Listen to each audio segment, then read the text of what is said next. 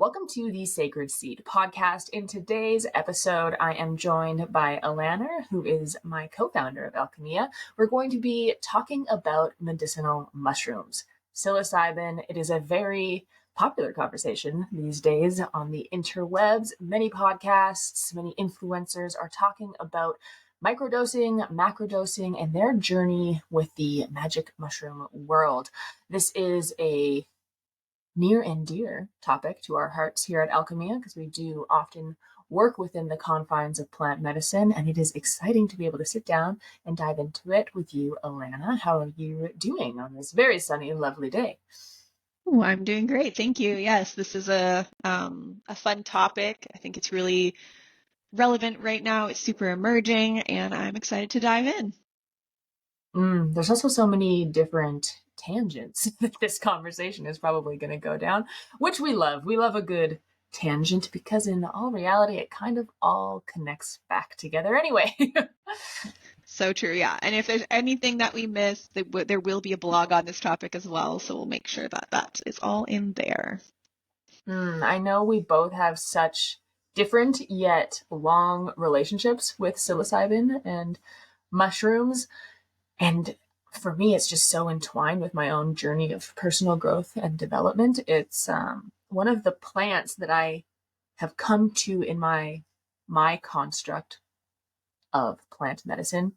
I have come to view mushrooms as well as cannabis as something like people plants because they are so compatible with our systems, because they interact so well with the human body, and their journey and story of origin, both cannabis and mushrooms, are really connected to that of humans. I have come to view them as this evolving relationship where they have evolved with us and adapted and changed with us, or humanity has evolved because of them and their closeness and their compatibility with us. And it's just been a really interesting story and tale to look back on the biology and like the co-evolution of mushrooms and humanity and mushrooms in the plant or fungus kingdom, as well as cannabis. Ooh, yes, I love that. No, I love that aspect of this conversation. The idea that maybe we have evolved alongside these medicines, and they are the reason why that we have made the leap into consciousness, the leap into being different from other animals and mammals in the world. I love it. Actually, one of my ceremonies that I did with psilocybin, actually, it showed me this anglerfish. So I don't know if you know what an anglerfish is. But an anglerfish is It's this a really little ugly, yeah, it's this really ugly fish that exists in like the deep bowels. Sorry, I don't mean to call it ugly. The deep bowels of the oceans, like in the darkest depths. And it has this little light that hangs off of it. And so this fish has evolved over time. And the thing that makes it glow is the bacteria that inhabit it after it's born. So it's not like it created this thing for the bacteria to come in. I didn't know that. It wasn't born with it. Yeah, and so it came to me That's and I very looked it up cool. after and I was like, oh, that's very interesting. And so I do find psilocybin to be quite associated with the mind. It can be in a lot of ways. It works really well with the nervous system. We see that in research and the way that the research is evolving now. In neuroplasticity and flexibility and learning within the brain, new neural pathways. So yeah, it's a beautiful, beautiful medicine. That's so cool. I did not know that about the anglerfish. That symbiosis. That's a Yes, that's the word from word. grade 10 biology. Love it. Never forget. Yeah, no, it's crazy to see the interconnectedness of it all, and especially with mushrooms. Obviously, there has been such exciting research done about the mycelium web. And the other thing, I'm very excited about mushrooms. And like I said, this is going to go down so many different tangents, but mushrooms roll in the forest, which is why I love working with medicinal mushrooms in ceremony in the forest, because you are connected to this mycelium network that connects everything.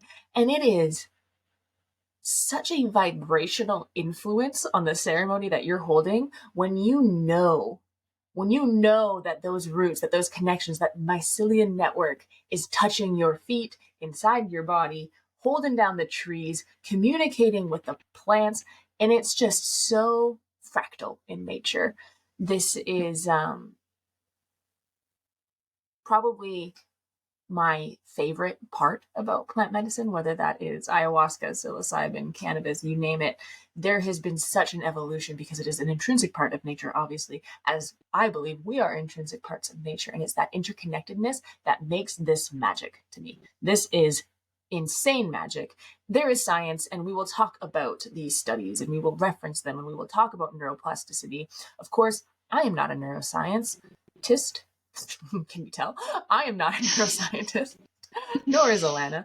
However, it is beautiful to watch the unraveling and the research that is being done in psilocybin come to support the evidence that we can see in our lived experience and each other's lived experience, and that we can go back to nature and biology and observe occurring and the importance of that connection with mushrooms, the trees, and everything else in between. I love that. Yes, totally. It's I think if there's with plant medicines, with psilocybin, if there's any proof in nature of the oneness, like that we all are, I mean, they just embody that so well. Like you said, they're interconnected. They are this beautiful web of life. There was a one of the major cities, I think it might have been Tokyo, when they were mapping out their LRT, their light rail transit system, their subway system, so to speak. They used mycelium. They put food in all the different spots where all the different stations would be, and then they let the mycelium find the best path. And so they actually designed their subway system based off of the intelligence of these mycelium. So that blows my mind. Oh, I know. It's so cool, especially so out of all of the plant kingdoms, obviously, so mushrooms are a fungus. They're not technically the same. They're not in the same category, right? They share more similar traits to animals than they do to chamomile per se. They feel so sentient. Mm-hmm. They're spores on other planets. We're talking aliens.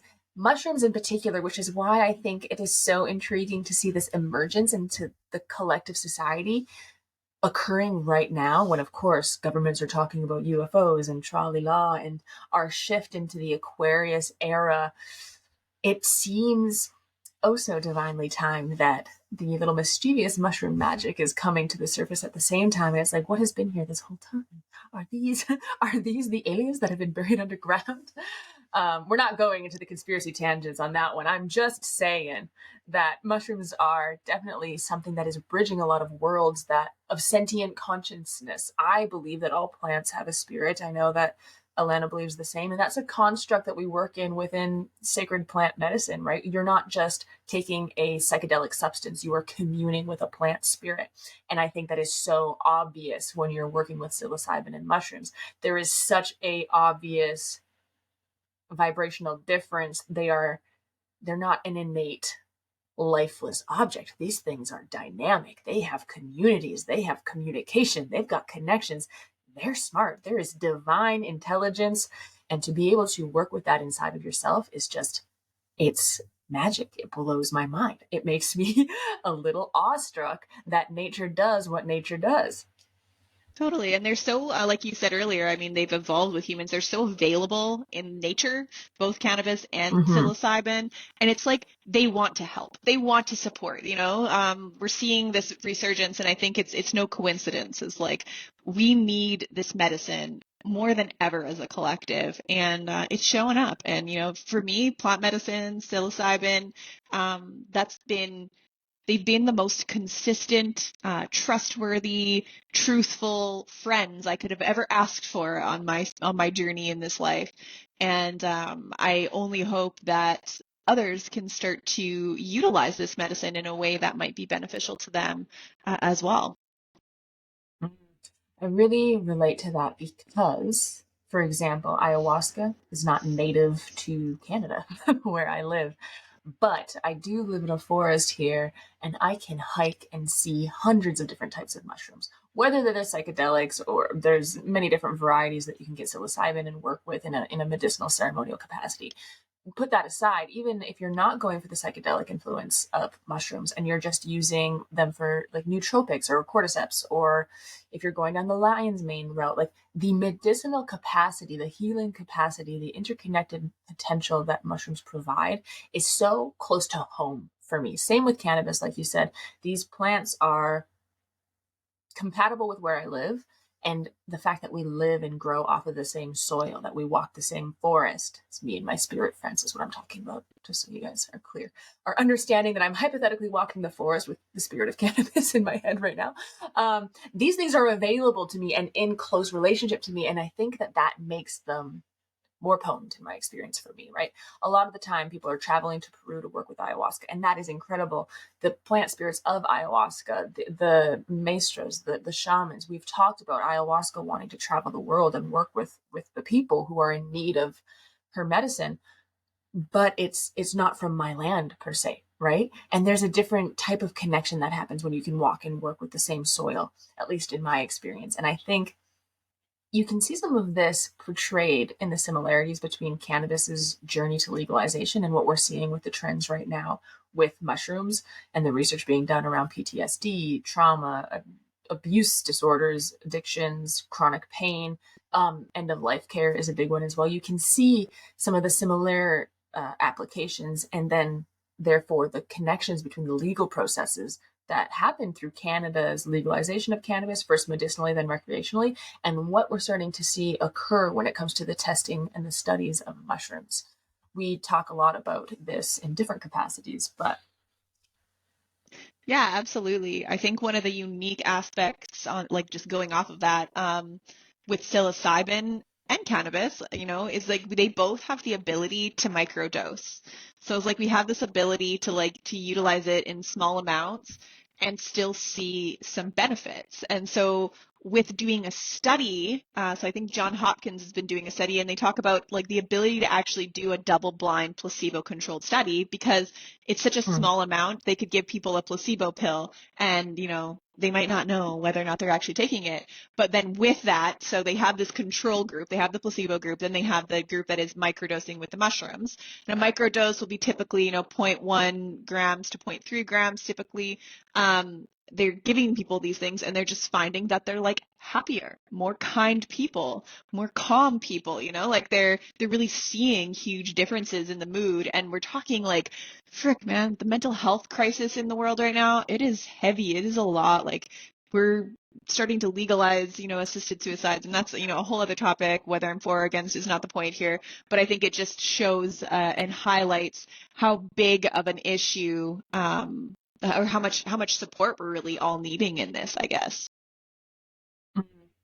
there is, man, I wish I remembered who said this, but for every illness, there is a cure or an aid found in nature. And I do truly believe like plant medicines are the cure slash the aid for our mental and heart disconnect. A lot of the pain in this world, I think a lot of the nature cure is literally the understanding of connection to nature, that rhythm beyond ourselves. And I so see that with the trauma and the addiction and the chronic pain crisis and the suffering of humanity, literally just the underbelly that people are experiencing. Psilocybin has such a bright future for being of aid to those dynamics. So much so that I have to admit to a certain level of fear with the way the Western world works when it comes to testing plant medicine. So everything we have talked about, we just spent what, probably 15 minutes talking about all of this magical connection that we have with mushrooms and the intention and the stories and our relationship with these plant spirits.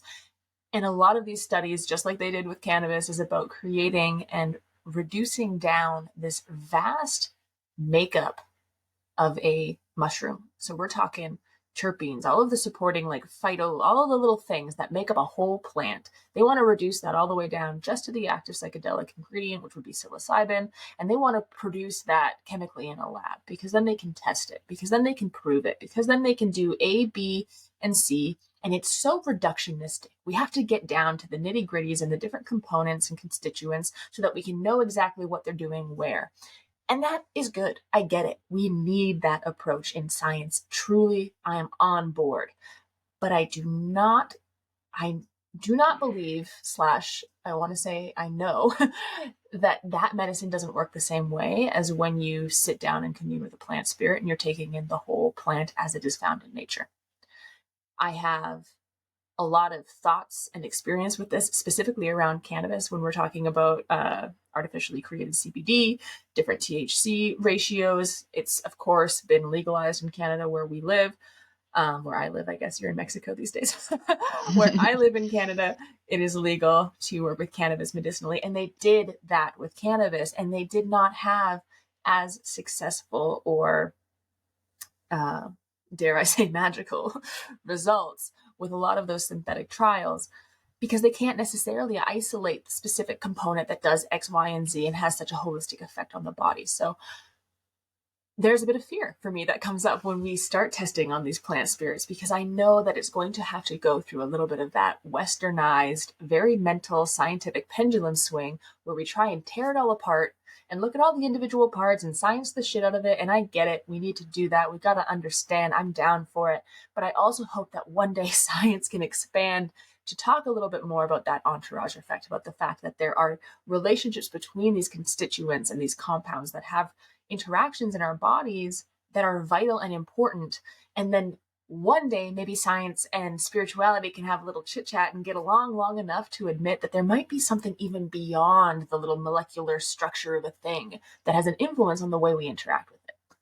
Oh my gosh, yes. Yeah, I totally feel that. It's something that I've been seeing a lot in the world, and it's like the people that have the money are the ones funding these studies, and the people that have the money are big pharma. And so like they can't make money off of things that grow naturally in nature. Like, they're trying with cannabis and they're regulating it, and they found kind of a way. And so I think that is leading to some benefits of it being more and more accessible, which I'm all for. But yeah, it's something that we see. I mean, most of our drugs in today's world do come from some sort of plant constituent at some level.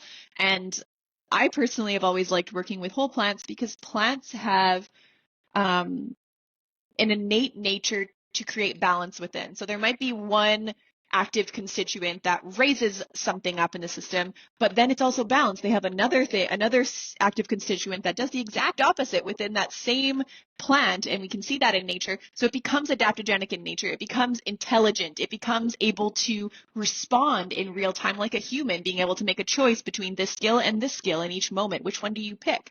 Whereas if we're just isolating one active constituent, then what we're seeing is we're pushing pathways that maybe aren't meant to go too far a certain way. So we kind of lose that natural intelligence. We lose that balance.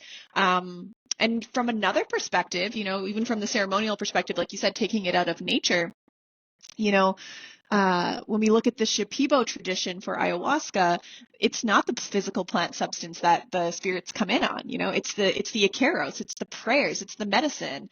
And when we look at Maria Sabina's work in Mexico with the Mazatecs, the Niños Santos, it's the same thing. It's the prayer that brings the spirit medicine in. I mean, obviously we take the physical substance to be that bridge, but it's there's so much more there than just this physical substance. And I love the what they call it here in Mexico is the flesh of the gods. That's what mushrooms are called here. And so I feel like that just kind of gives you how sacred this has been for many, many, many, many years. Mm-hmm. No, that's so true. A good example of that, or something that really embodies that truth for me, is the fact that dose does not always dictate. Oh gosh, yeah. That is what taught me that lesson. That there's of course, you move through the world and you think you know something. Like I thought before I sat in ceremony with plant spirit, I thought I got it. I thought I knew plant medicine pretty good. I was like, yeah, I understand. There's plant spirits. Yeah, I accept that as truth. That's my reality. Nuh-uh. Until I sat in ceremony. And I mean, I experienced this with cannabis as well, with a really high dose of edibles, as most people do. But also really clearly in ayahuasca, because you were so outside of your immediate motor control. You're so outside into a different dimension. It becomes really painfully obvious that there are other things at play, plant spirits are really real. They're really real and beyond me. And it doesn't matter if I took 15 mils or if I took 10 mils. If I had that intention, if the setting was a certain way, there is an influence, a power, a effect that shows up and takes it from mediocre to super intense that is beyond the dose. I've dosed the same amount 2 nights in a row, or a couple different days, like there has been my own testing that has been occurring over my time period of plant medicine. And let me tell you, the dose does not dictate. And when I really put together that I could have a very small dose and have a life-changing pivotal expansion, the just mind-blowing experience off of like 2 mils, and then have like the most calm, peaceful 15 mil experience, like it's not just the science. It is not just the certain amount of the active constituents within my body that is going to bind to X, Y, and Z receptors. That is totally relevant, but that is not all that is happening. And there might be people out there who don't agree with that, and that's okay. But to my core, I know I know that there's so much more happening, and that I attribute entirely to the fact that plant spirits are real. And that was Oh what my drove that gosh. home for me. Oh Dose gosh, does totally. not dictate. Well, you've been in my presence before when I've taken some cannabis, I remember, and like cannabis grabbed you didn't even take any and cannabis grabbed you on a journey. So I Yeah. mean, like it's powerful stuff. These medicines, they don't have boundaries, and so once you invite them into your being, into your soul, um, they dance with you and they work magic and like you said, it's like it goes beyond reason, it goes beyond science, so much greater than that. And yeah, I do hope that one day maybe we can explain that that spirit, that essence more with science, but also like that's kind of what makes it magical too, is that it is Yeah. unexplainable. It's just the acceptance of the mystery. And like, I am not anti-science. I like Alana, you are not anti-science. We get Not it. at all. I understand that we want to break it down and understand. I am on board. I worked in the cannabis industry as a medicinal educator around the constituents of how to work with cannabis within the body. I am on, you're a naturopathic doctor. We get it. We're on board with the scientific process. And I do believe that we should be doing those tests and studies.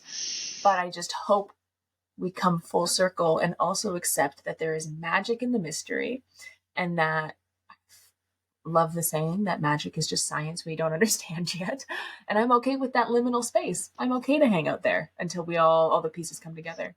And it's also interesting to see too the subtleties of differences, like between different strains of mushrooms. There's always that nuanced layer, that deeper that more specific flavor. And I don't mean like taste flavor, even though I'm sure that varies between varieties as well. But there's a different tone that comes through when you work with different mushrooms or specific teachers that you can lose when you take away the just active ingredient psilocybin. There's nuanced experiences with specific allies in the plant kingdom. So I know we've talked about golden teachers. What are some of the other ones? Venus envy, there's albino, there's blue meanies, there's Amazonian. Amazonian, Mexicube. Yeah, there's so many. I mean, the list just goes on, and you're right. They all kind of have their own personality. And I love that you can kind of get a general idea. Like, for me, blue meanies kind of feel good in a group. I really like taking them when I'm with somebody that I would like to connect with, and I feel like I can get into some really cool different dimensions and intellectual conversation, opening of the heart, understanding things more. Golden Teacher for me brings in a lot of that like Aztec-y kind of imagery. It's ancient feeling. Yeah, yeah, and I've worked with some penis envy, some albino ones as well too. And yeah, like I mean, they're all a little different. The irony is for me too. I mean, like when I do a psilocybin journey, ayahuasca comes in. She's my main plant teacher, so it can sometimes look just like an ayahuasca journey in some Mm-hmm. in some parts of it, anyways. So Yeah. Well, and of course, I know penis envy is super associated with just a mind being out of the mind. yeah, It's very, kind of very looks like a rocket expansive ship, that way. right? Yeah. Well, it's just like take off. Yeah, that's for sure. Very interesting. I would love to see people play around with blending different types of mushrooms a bit more. And I think that comes with awareness, right? So, as we were talking about, mushrooms are becoming a lot more mainstream, which is great. And I'm sure there's upsides and downsides to it. I know there's a lot of grassroots people out there who are probably a little bitter, just a little bitter about the mainstream really catching on to medicinal mushrooms. But with that comes strain awareness. We can see this mirrored with the cannabis industry as well, right? There comes this kind of strain awareness and more of like a tailoring of experience. And I think that that's a really fun, almost like a mushroom sommelier experience where you get to work with specific frequencies from different plants. And I think it's really beautiful to watch some people out there. And I hope there's people out there who are working with this, starting to like blend the different landscapes of the mushroom vibrations. Yeah, no, it's so cool. I know I'm excited about within Canada, I think that it's about to be legalized in some respect. I know there's been some talk around it with psilocybin. I Mm-hmm. love that with cannabis it did. I mean, like, don't get me wrong, I worked with cannabis before it was legalized, but Yes. and If now you lived in Canada, it's psilocybin. pretty. But Mm-hmm. yeah, no, I'm looking forward to the benefits of it. But yeah, you're right. It's with the benefits comes with the benefit of it being more available comes some challenges as well. So Well, and I mean, everybody's can, if, especially anybody our age or if they've worked in the cannabis industry over that legalization process, there is a whole podcast conversation that could be had on like the economics and the business side of what occurred with cannabis legalization. And in that regard, I think it was silly. Like you see all those businesses that went on the stock market, over investment, over promising, massive delays in delivery, product quality went down the drain. There was issues with testing controls. Like there is logistic issues with the way legalization went in Canada. And I think it is only just like several years now, 4 years now, and it is only just starting to like the supply and demand chain is just getting figured out. Growers are just starting to be able to actually get things tested with accurate numbers. They have just started to get things like a lot smoother than what was going on at the beginning. It did not go very well. I don't know what that looks like when it comes to mushrooms. And for me, I think all of the bad taste in my mouth that occurred with cannabis legalization can be chalked up in that the economic side, the business mhm. side, the capitalization of cannabis, which was once so grassroots, right? You have a lot, all of a sudden, you have all of these like Wolf of Wall Street bros, for lack of a better term, like sorry, no judgment, but they're not exactly the people who are smoking cannabis and cultivating strains and invested in care. It's these worlds now combine, and a lot of that kind of sacred plant medicine magic was lost. Yeah, So I think that I'm sure growth some of the period. best grown cannabis was from people that like aren't the big corporations that are now the ones Well, within and Canada that are got distributing, painted really, right? criminals. Yeah. Yeah. And they got painted criminals, and they're the problems, and they were never going to be allowed to have a legal company now that works with cannabis because they had an association with it when it was illegal. Not to mention the unjust persecution of people in marginalized communities. Like, we got to talk about the amount of people who are in prison for cannabis possession. Like, it's legal Yeah. now. Like, what are we doing? What are we doing about this? And all of that comes back to the table when we look at mushrooms. Of course, there's the debate between decriminalization and legalization, and this is one of the sticky topics around the legalization of cannabis. Is then you get government involvement to the degree that we have seen, and that with that comes a lot of stickiness, a lot of, for lack of a better word, it just gives me the ick. It gives me the ick in my stomach. I'm like, this is no longer that feeling of wholesome, connected sacredness. The reverence is gone. And I think Western civilization, is specifically capitalization, has a really great talent for taking away reverence and sacredness, especially when it comes to natural stuff. And it's a piss off. Oh my gosh, yeah. Couldn't have said it better myself. Yeah, we have the way of sucking the fun and joy out of things for the sake of Literal money. life, literal life out of things. Yeah. Wow, I didn't expect this to get so political, but it's so tied into politics.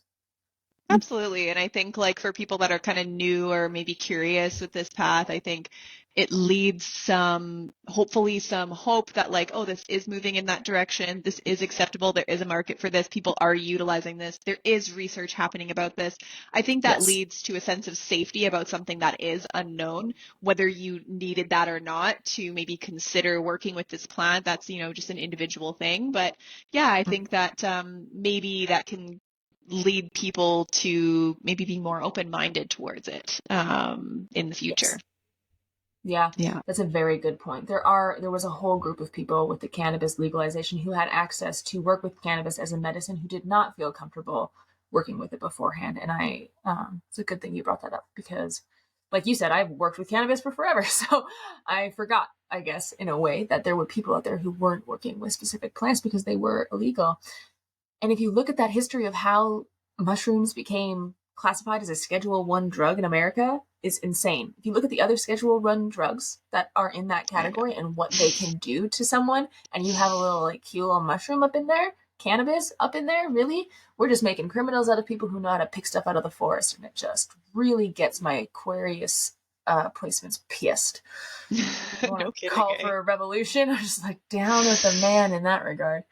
Oh my gosh, yeah. I Um, know like not everyone's a rebel, like and I think that you and I both have different aspects of our beings can be quite rebellious in some aspects and not everyone's a rebel. And so like, hey, if this is what the medicine needs to do to become more available and more accessible and more allow people to be more open to it, then I'm here for it and I can trust that this is yeah. happening for the highest good. Yeah. Will weather the storm of that in between, the pendulum Yeah. swing. 100%. Yeah, 100%. but it's a good point that there is studies being done on the benefits of psilocybin, on what it can do. Um, I think we should probably just define for people what psilocybin is. Yeah. What? So psilocybin is actually the active constituent that we find in the psilocybe species of mushrooms. And when we eat this, our stomach turns it into psilocin, and that is the psychedelic substance that goes to our brain and it enters through our serotonin receptors. So much like a lot of our antidepressants work on these receptors as well too. It enters our nervous system through that. So it does go into our brain. It doesn't go into the nervous system. Certain studies are showing that it's able to when they look at a brain that's under the effect of psilocybin, they see that certain areas of the brain are interacting more cohesively than before. So it's like the whole brain talks to itself more efficiently, and then the areas of the brain that normally talk to each other almost have the opposite effect, where they're not communicating. So we can see this as like kind of almost like a rewiring that's occurring. And so again, that neuroplasticity, that ability to learn new things, that ability to change old patterns and behaviors is becoming very prevalent within the research as well. And, anecdotal evidence is, I think for me has been like, before all this, we'd see people change and how do they change? Is like, they just Mm. did it. We didn't have to have science You to explain see, it. We just know. Yeah. Right. And so you it's like, see the those anecdotal memes, and it's evidence is like, important. yeah, you see those memes where it's like, oh, I can tell that you haven't done mushrooms. I'm like, that's what that Totally. is. I Yeah. can tell that the people who run our country haven't done mushrooms, and I can tell. Well, how many people have you heard that have done psilocybin, especially maybe like more than a microdose, but even microdoses where they're like, yeah, like it's rewiring my brain. And that's like a Yeah, common that thing is that we the hear. phrase. And Yeah. you mentioned this earlier. You look at the rut as humanity that we have gotten ourselves in. You look in the mental health crises that is going on, anxiety, depression, of substance abuse, the opioid crisis that is occurring right now. Mhm. And then you see the equal rise of psilocybin, something that is a serotonin mimicking substance, bonds with the same receptors in our minds, and it literally allows us to rewrite, reprogram. Makes me think of those little Exo sketches where you just shake it and then it's just clear. That's what psilocybin makes me think of. Totally. And it gives us the capacity to rewrite the tool that is holding us prisoner right now, which is often our minds in this society. We are prisoners of our own making. We have made this society so convoluted, so structured a specific way. All of these expectations, all of our patterning and our belief, whether we've done it to ourselves or it's happened to us just the way it goes. But this mushroom psilocybin is like the key to the door to let you out of the prison of the mind. Absolutely. And you know what? I love psilocybin because it makes me think of do you remember when you were younger, like they basically told you like, oh, like you only have so many brain cells, like don't kill all your brain cells, especially like with don't do drugs, you'll kill all your brain cells. Those don't regenerate. And brain cells can regenerate. We've learned that. But like they usually regenerate from these stem cells, and we're finding that psilocybin helps with regenerating neurons. So like that's Yeah. huge. Like that is like we don't have a lot of anything that helps with that. And that's what learning, like, so when you create a new neural pathway, your Yeah. brain has to connect a new path so your neurons can fire in a new way. Dr. Joe Dispenza says, Mhm. what fires together wires together.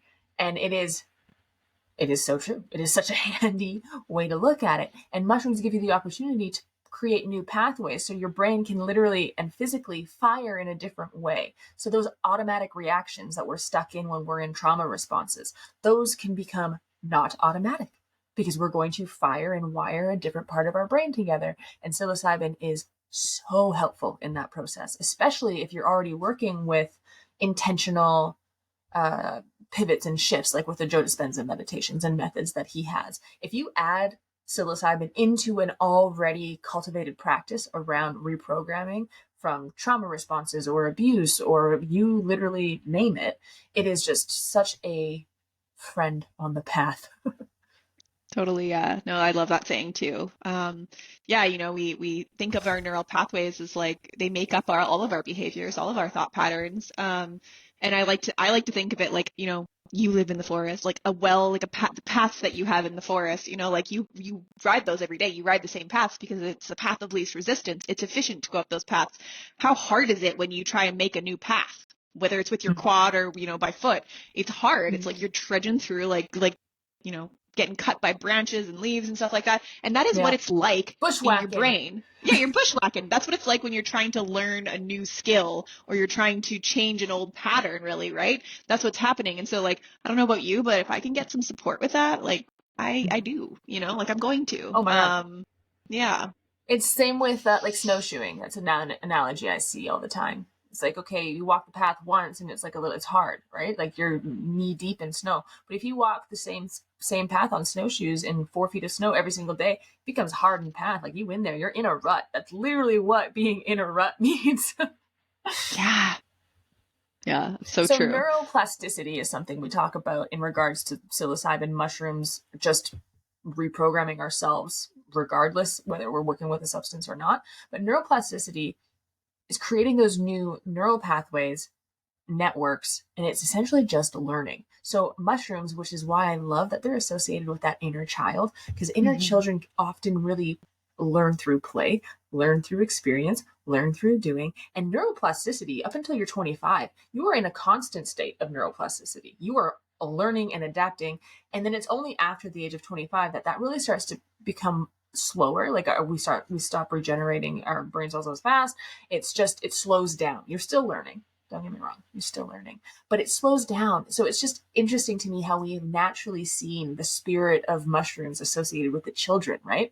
And it's that playful genesis, that energy, that freshness, that capacity to learn and grow and explore, and that invigorating kind of effect that mushrooms have. And it's crazy for me to see that found in science and be able to see that, oh, it's neuroplasticity. This is actually increasing your capacity to learn, etc. Yeah, I love that too. They do show up for me in ceremony as being very childlike, often very sweet, very Mm. giddy, and yeah. So I do feel like that connection between inner child and play and neuroplasticity. Like there's something there. I mean, I think as adults, the reason we don't learn is because a lot of us have like kind of like hardened into the seriousness and the heaviness of life. We don't connect to that lightness as much, and so that importance to bring lightness to our life in learning, like you said, I think that's such an important aspect of the spiritual journey. Yeah. This definitely feels almost like a crystallization or a Mhm. calcification. It makes me think of if you don't use it, you lose it.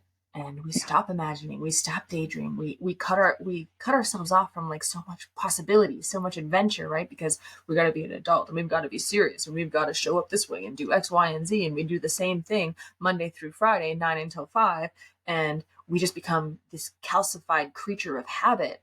And you got to, I mean, literally, I'm bringing up Joe Dispenza a lot here, but he has a book called Breaking the Habit of Being Yourself, because you no longer show up authentically in the moment. You are just a programmed script of the way you reacted yesterday is going to be the way you react today, because those neurons fire together in your brain. And psilocybin, because like, let's not sell it short. Changing the way your brain wires is immensely difficult. There is no part of this that we are trying to imply is easy. But when you work with mushrooms, it makes it so much more approachable because it's not right up against your face. It's not so close and confusing and convoluted. You get that perspective. You get that objectivity provided to you, and then you get literal physical help with the rewiring process. Shows you the way, which I love. Yeah. So true. And shows you the way to get there. And yeah, I mean, to integrate, that's a different story. And that's with any plant medicine journey. The integration piece is like, okay, yeah, now I've been there once. So like, how do I make that my new reality? How do I, yeah. Yeah. Well, and it gives you that piece of hope too, right? Like, obviously there's that integration, and it means like now you were on a journey and you have something to work towards. And that can feel daunting. Or if you have the mindset of like, wow, I knew there was something different out there. Look at this possibility. Look at this new capacity to imagine and daydream this more beautiful world. I knew there was more to my life. I knew I could be more in this world. I knew I could show up differently. I knew it. Like, I believed it in my bones, and now I can see it. And now if I can see it, I can feel it. And if I can feel it, I can create it. And if I can create it, then I can live it. And it just starts this beautiful spiral of hope of like, I'm going to tap into that fire, into that life, and I'm going to give a damn. I'm going to show up again. I'm going to freaking try. Like, yeah. Yeah. And actually, as you were talking, I was remembering that one of the studies I read, was actually saying that they, like, once that neural pathway is laid down with psilocybin, that it's there now. Like, that's a new neural pathway that exists now within your being. And so, yeah, it's like, how easy it is to access might be a little bit of a different story, but like, it's a new neural pathway that now can fire, in future for you, to show up differently. You made that connection. Yeah, you made that connection, and you just have to pivot. That's what I mean. Whenever I say pivot, that's exactly what I mean. It's like, okay, there's a fork in the road. I can do what I always do, or I can do what I dare to do. I can do what I dream to do, what I play to do, what I want to do, what I long to do, what I imagine I can do. I can take that pivot, and instead of doing the thing that Melanie always does, or that Alana always does, or that fear has conditioned me into thinking is what is expected of me, I have an option. There's an alternative. There's a hope. There's something else. There's variety. There's change. There's literal spice to life. Yes. Love that. That's and awesome. Of course, so this kind of brings me to the conversation point of macro dosing versus micro dosing, because this is, I know psilocybin and mushrooms in general are being really worked with in a micro dosing way. And as someone who loves slow and steady changes, I'm really on board with micro dosing because it gives you enough perspective to choose that alternative path. So I think we've talked before about the relationship between micro and macro dosing and how that is a fun dynamic to explore. Absolutely. Yeah. No, so like, I love the macro journeys because they make you really see, like, get that big picture perspective. I think we've talked about that before, like they get you to, you really zoom out, you get the big picture, it lays that pathway. And then we can use, like you said, with the microdosing, like, microdosing, if people don't know, is, like we said earlier, about 0.1 to 0.3 grams, or 100 to 300 milligrams of mushrooms taken several times per week. There are tons of different protocols out there, some that do include nootropics, so like, the other medicinal mushrooms that aren't psychedelic. And, you can take those daily, and, you just go about your day. You do your things. You do the things you normally do, and you are, again, presented with different options, like you said, and then you'll be able to make those choice points in your daily life and see how things shift for you, see how things go. And I think everybody that I've talked to that has done it has found it to be a hugely transformative experience. And I've seen a lot of these people completely turn their lives around. Obviously there are certain professions that, you don't lead to it as well. If you work in something where you need to be completely sober, I mean, you're not going to be able to do this, obviously. Yeah, it might not be for the first responders out there who are on the front lines of crisis response. Yes, I think. Thank you for that. Yes. We appreciate your service. I was going to blow a kiss. Wow, thank you. Thank you for your service. What was I going to say? Oh, microdose. This is something that's very important. It's supposed to be not sublingual, sorry. What's the word? Not subconscious. Like, you're not supposed to notice it. Yeah, sub-perceptual. There we go. You're not supposed to, it's not, you're not tripping balls on a microdose. That is not, you're not going to be like, wow, I'm on mushrooms all day long, vacuuming. It's now me going to the moon on a rocket ship. And this is supposed to be subtle. And it's like that tiny energetic pivot. There usually involves some dose manipulation, right?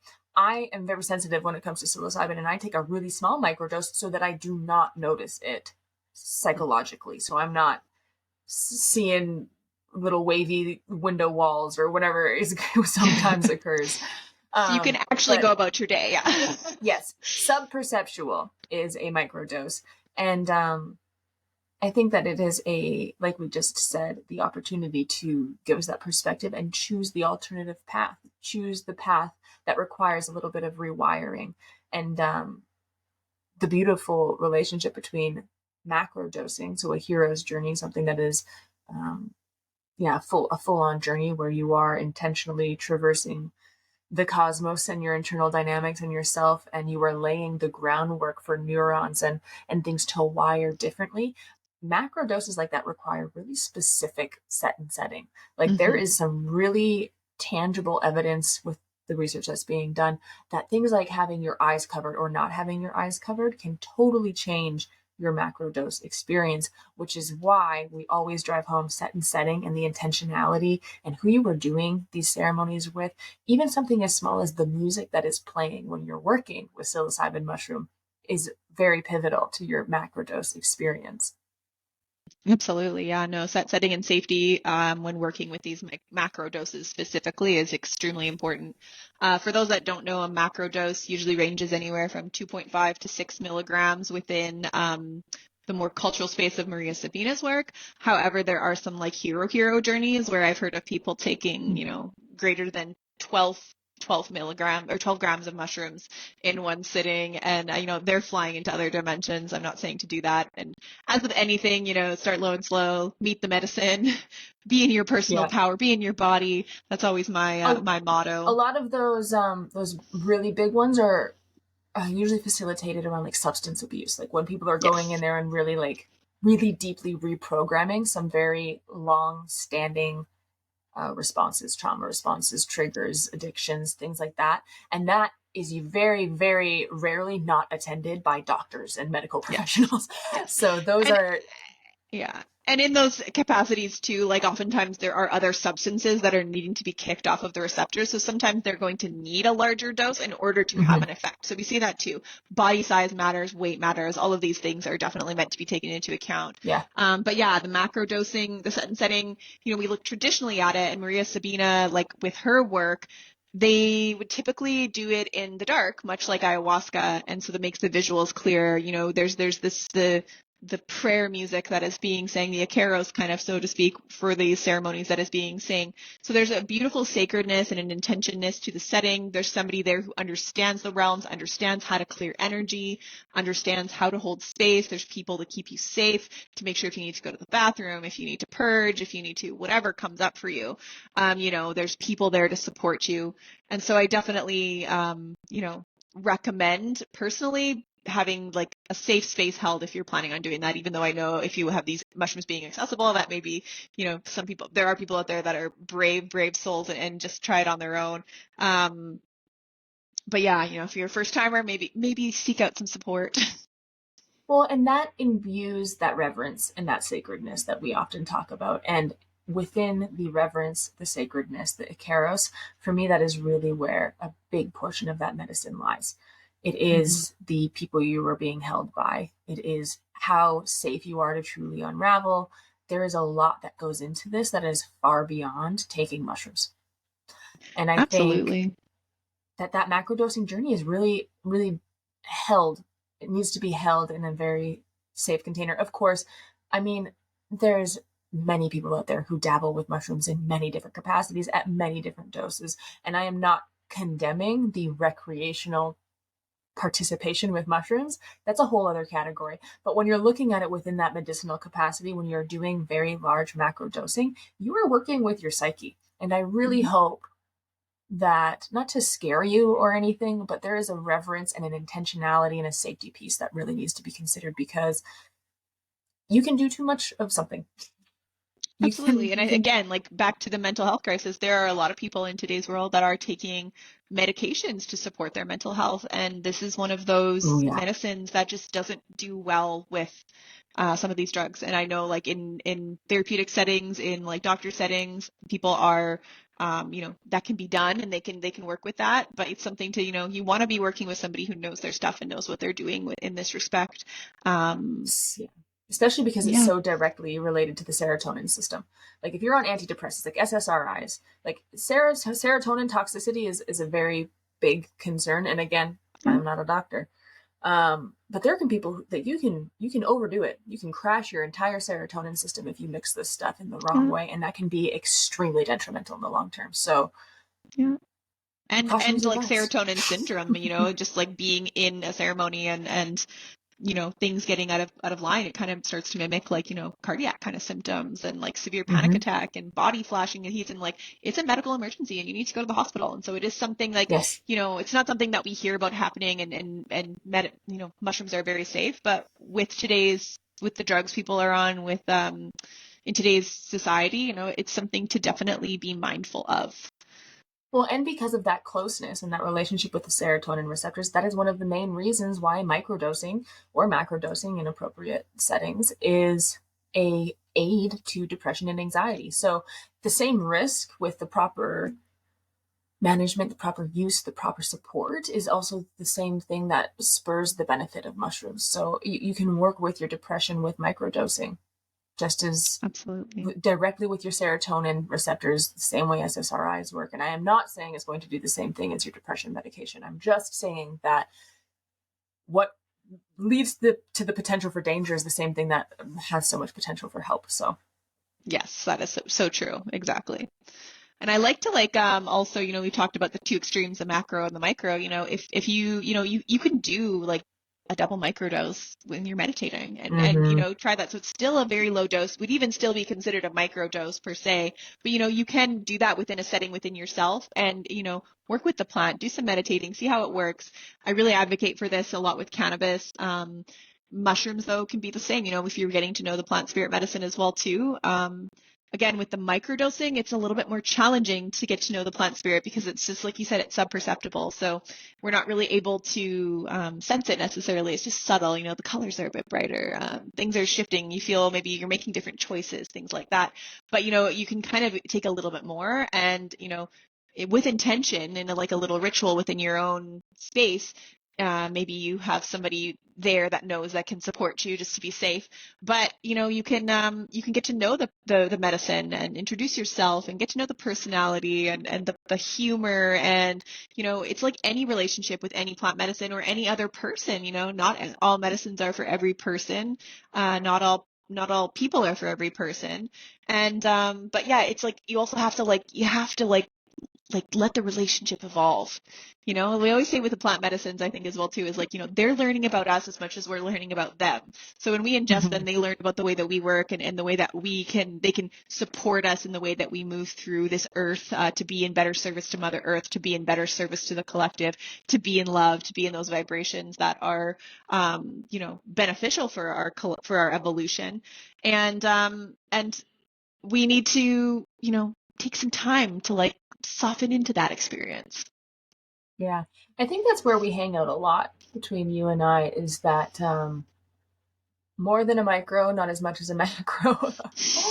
Especially because when you are working with spiritual practices or you are at home all day and you're going to do a yin yoga session and then you're going to have a meditation and you're going to have like it takes your to-do list and it turns it into a ritual. Like you were saying, it can become very intentional and really just open up your world of the way you can choose to experience mundane activity. I think is a huge pivot. Life really obviously starts to become a ceremony instead of having little ceremonies within life. You can start to see the sacredness and the interconnectedness of it all when you're working with micro or the in between or the macro. So it's really interesting to see how these plants, like you said, can evolve with us and get to know us and meet our needs, and that relationship builds. And there is so much juice in that. I think that goes for any sacred plant medicine is that, like we said at the beginning, you are not just taking a substance, you are meeting a plant spirit. And that is truly what I believe. And when you meet a plant spirit, just like when you're meeting a friend, there's a relationship that builds. And the way you show up into that relationship and build that relationship dictates the dynamic and the flow and the outcome for you. Yeah, yeah, exactly. For me, with I know same for you with a lot of plant medicines, it was like, like falling in love with these plants, falling in love with, psilocybin. There's like a depth that occurs with those relationships. And I think that's a lot of what spurred personally me, my connection and my desire to step onto this path is I would like to share the beauty of those connections and how much richness they can add to your life. And the life of those around you, because like these medicines are powerful vibrations, and it brings up shit in my family and other people's lives in my family, even in relationships with other people's lives in my family.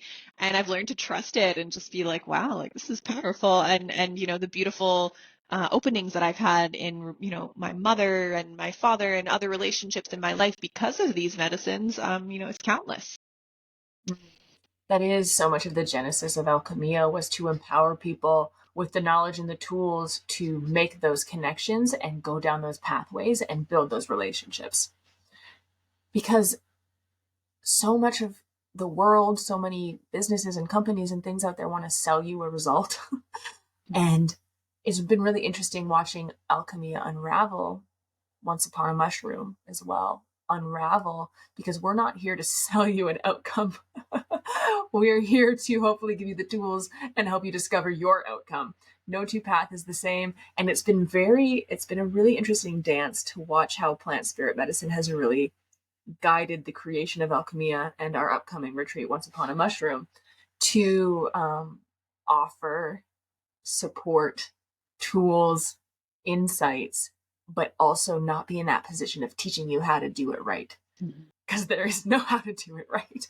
And it has been such an interesting, very feminine dance of being like, hey, this is all that there is that we can offer you. Choose to engage, take it and make it your own. Let's work together, let's co-create. And it's just been so fascinating to see the hand of plant spirit medicine, not only in my personal friendships, relationships, and life, but also between you and I within Alchemia, within Once Upon a Mushroom, to watch the creation and the unraveling and the natural, what's it called? Like that natural holographic effect, that it's within this and it's within this and this pattern shows up here. It's very geometric. It's very holographic. It's very as within, so without. And it's just been such a cool observation to have, like you were saying. Oh, absolutely. Yeah, no, it's powerful medicine. I don't think that you can explain it with Mm. words, So it's like we're trying here, but it's Yeah. like we can't really explain it with words. And it's like something No. you have to experience for yourself. And I think that's where most people's fear lies. Is like, well, what do you mean? It's more than But tell you're me. explaining. Like, Yeah, but yeah, it's tell way me, it's more. like, man, I can use all of the words that I have in my English language repertoire, which I like to think I'm quite linguistically gifted. I have some good descriptive words, and they ain't it. And it's not like I can paint you a mandala 20 different ways from Sunday, and it still ain't going to be it. That doesn't mean that it's not helpful to hear, to try, to work your mind around it. I get the need for the mind to understand, and no shame in that, because I was there, I am there every other day. The mind wants to understand, wants to solve for the unknown so that we don't have to sit in that fear of the unknown. And you know what? Maybe some people out there can make that work, but I have never been able to make my mind understand something that is as vast as it's beyond the mind. It's the heart space. Yeah. It's your astral. It's beyond the mind. So I can It's paint it. We can multidimensional, try. yes. Yeah, Yeah. it fires and wires on 20 different thousand levels. Like your mind just doesn't hit all the time. I don't know. I mean, you can try and like when you close your eyes and you look at the sun and then you feel like there's a reason to live. That's also how I feel about plant medicine and working with Mm. psilocybin mushrooms. So maybe that emotion will help, but I can't tell you the words, you know? Absolutely. And you just never know where it's going to take you either. Mm-hmm. There's a deep It's level of very true. trust that needs to be had when you sit in that medicine, because when you especially when you're doing a macro dose, you're you take it. You're there for the ride, man. Like When we as we sit down between Alana and I and we build Once Upon a Mushroom, and we like focus on the offerings within our 4-day retreat that's coming up in July 2024. The link to all of the information and everything will be in the show notes, of course. But as Alana and I sit down to create the supportive workshops, the somatic workshops, the guided meditations, the visual journeys, the cacao ceremonies, even all the way down to the meals, we are often again and again opened back up to the infinite possibility and the influence of spirit, of what comes through, of what we're trying to serve, and that realignment and those pivots. And it's been so magic to be able to have that co-creation with you. And it's really exciting to be able to offer that to everybody through Alchemia. And it's been a different approach for me than just, oh, I'm going to create this thing to sell. It's like, no, this is what this needs over here, and this is the service that this provides over here, and this is the value that's in this, and these are the feelings that come through when we work with this kind of workshop, and when we have this kind of cacao ceremony, or when we put together this meal. It's like you're starting at the finish line and you're working your way back, and all of these like very ethereal things that are not easily grounded somehow get woven and written and melded into a Once Upon a Mushroom, Return of the Inner Child workshop retreat, 4 days of deep ceremony in the beautiful forests of British Columbia, where we get to sing and connect and feel all of those beyond ourselves naturalistic intrinsic rhythms. And it's just been wild. A little flabbergasted, which is Love not hard. I get flabbergasted easy, but it's a good thing though. I love that. No, I'm really excited about the retreat. I think it's going to be very transformative. They're like, I really feel them supporting this. They're wanting this. They're calling the souls. They're bringing the people. Maybe that's you. If you're interested, reach out. And like Melanie said, the link's below. Beautiful. Well, everybody, thank you so much for tuning in and listening to the Sacred Seat podcast. Alana and I always enjoy these conversations. These are our everyday thought processes. So sometimes they're tangenty, sometimes we throw all of the information at you, but it is always a pleasure to have you here. So consider subscribing, whether you are watching on YouTube or listening on Spotify. The links to all of the goodies and all of the things we offer will be below as always. All of the blessings, all of the love, and we will see you again shortly. Bye-bye.